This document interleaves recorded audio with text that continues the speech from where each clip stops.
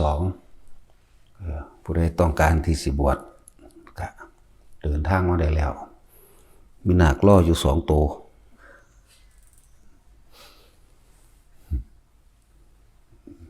บ่ต้องคิดยากบวชถือบัตรประชาชนมาโหลดตามกฎหมายก็ว่าอย่าเอาคดีมานำให้พ้นซะก่อนถ้าพ้นคดีแล้วบวชได้เบิดฆ่าคนมาเป็นหมื่นคนก็สร้างมาบวชโหลดว่าถ้ามันพ้นคดีนั่นแหละสถานนี้ให้โอกาสสำหรับทุกคนนั่นแหละแต่ว่าตัวเองจะให้โอกาสตัวเองบ่เท่านั้นแหละธรรมะ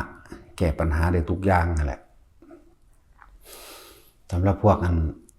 มาฟังธรรมหรือว่าพวกมาฝึกนี่ก็ฝึกให้มันเป็นเบิดทุกอย่างโดดที่เขาเจ้าแนะนำพวกนักเรียนนักศึกษานี่หังเป็นตาฝึกเด้อการทรงฌานเจริญฌานหรือการเล่นต่างๆกระดาษออกจากผ้าก้อนหินปากกาฝึกคืบแขนตัวเองมื้อนี่จึงเรียนรู้ออกกับผู้เขาสิฝึกให้มันสิมีผลมีประโยชน์แบบใดหังรู้ดอกหลายอย่างที่เฮาฝึกเฮาเล่นมันเป็นการทรงฌานเจริญฌานเป็นการรักษาจิตที่เป็นกุศลเด้อพวกเขาฝึกเฮ็ดกระดาษออกจากผ้าไรก้อนหินหรือปากกาหรือหลายๆอย่างที่ใหญ่ขึ้นแม้กระทั่งเอาตัวเองออกได้ตัวเองก็ทะลุห้องออกได้มื้อนี้บางคนเขาฉลาดเด้เขาไปต่อยอดเอาเองการคืบผ้าแม้กระทั่งการทำจิตนิ่งๆให้ว่างเวลาไปสอบเขาใส่ได้ผลมาหลายคักตัวได้อยู่นี่บ่ได้แม่นน้อยเด้เวลาไปสอบนี่เทศจิตนิ่งๆว่าบ้างแม้ชั่วขณะ2 วินาทีนึงเด้เขาสิรู้คำตอบเขาสิตอบเอาเองเขาสิตอบขึ้นมาจากสิ่งที่เขารู้นั่นแหละนี่สำหรับผลดีของพวกนักเรียนนักศึกษาทั้งหลายแล้วก็ป้องกันต่างๆในอุบัติเหตุเวลาเฮาอุบัติเหตุคือว่าเหตุการณ์เฉพาะหน้าตกบ่มานั่นนี่องค์ชาติสิแลนหุ่มเขามารักษาเจ้าของเองเด้อมันบ่เป็นที่เขามารายงานผลหรือว่าให้ฟังเนี่ยมันเป็น10-20แล้วเด้ถึงขั้นเสียชีวิตรถชนกันมุนเบิดแต่ว่าคนบ่เป็นหยังตกเหวเป็นนับพลิกนับกลิ้งบ่ได้พวกอยู่พิษณุโลกพวกอยู่ขอนแก่นพวกอยู่โคราชนี่ยกตัวอย่างแม้กระทั่งรถส้นกันอัดประตูเข้าไปจังซี่เขาก็สามารถทะลุดันออกมาได้แต่ว่านั่นล่ะมันขึ้นอยู่กับสิ่งที่เฮาฝึกไว้เด้มันสิเป็นเราเองของมันองค์ฌานที่เฮาฌานคือเพ่งหรือทรงอยู่ในอารมณ์ที่เป็นกุศลทำจิตให้นิ่ง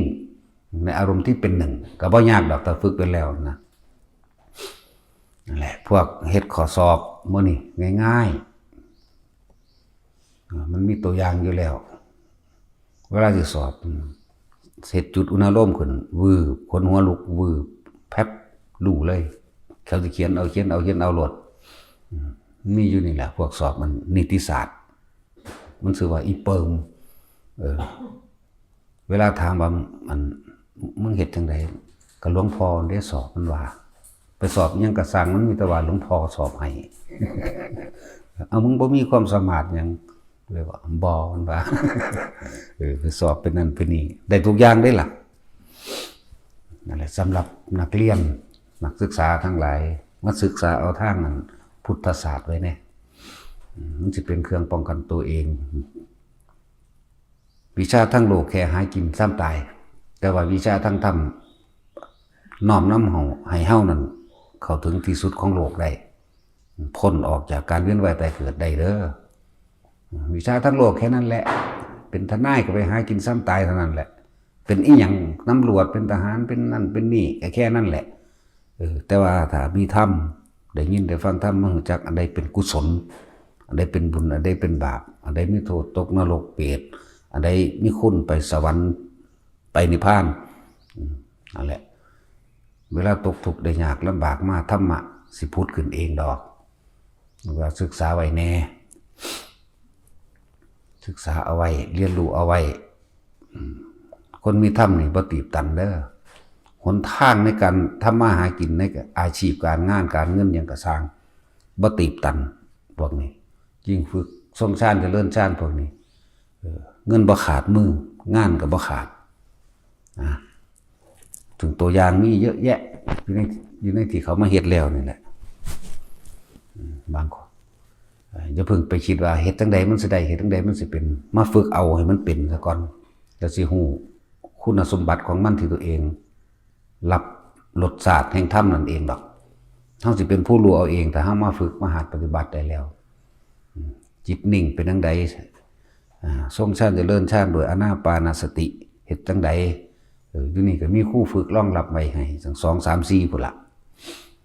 คนเป็นโรคป่วยเป็นโรคนั่นนี่มาฝึกเริ่มต้นแรกเขาจะค่อยๆฝึกหัดให้จับจุดอุณโลมได้แล้วนะอุณโลมได้แล้วหน้าผากนุ่มน่วงแบบนี้ขึ้นหัวได้แบบนี้แล้วเขาก็สิฝึกให้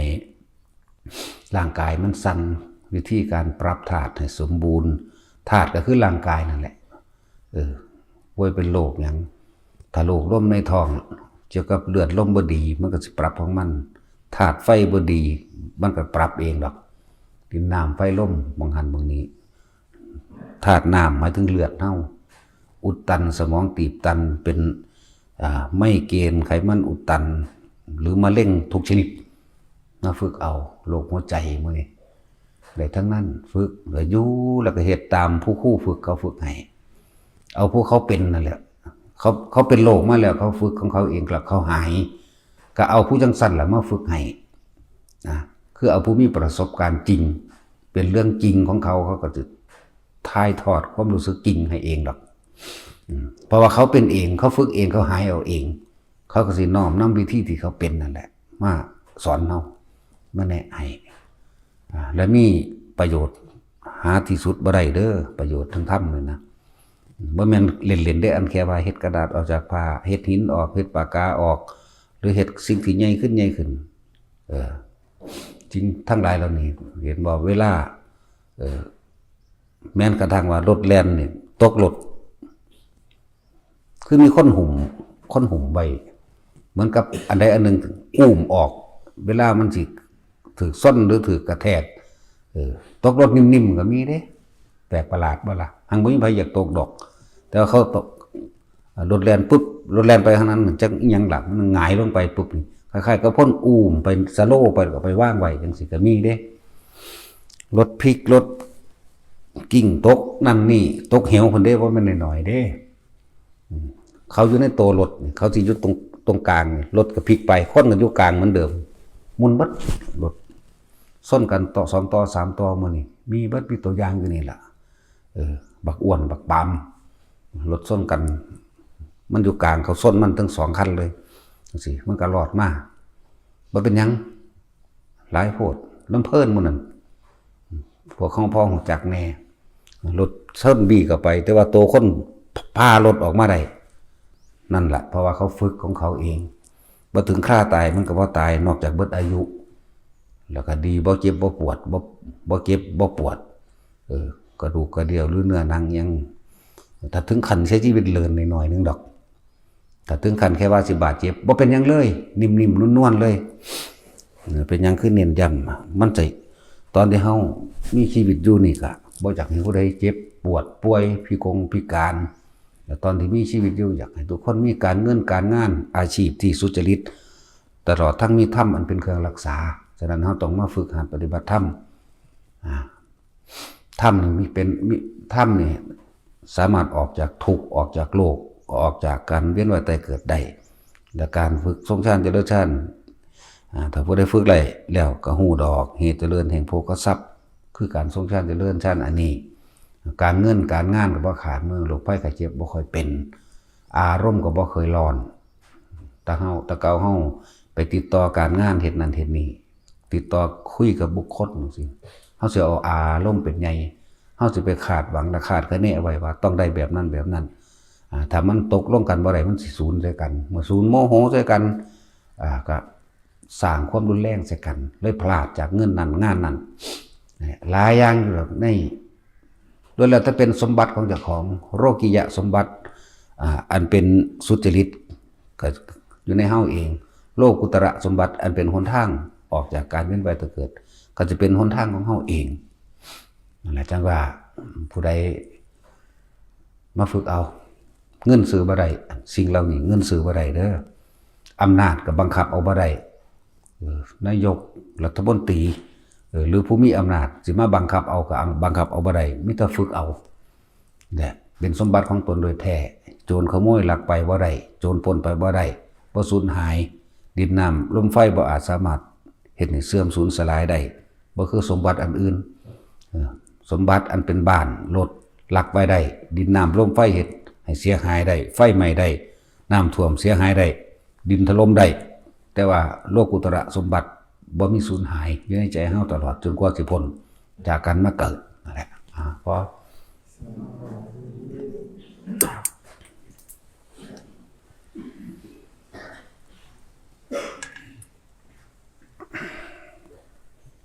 ยะถาวะริวะปุราปริปุเรติสาคลังเอวะเมวะ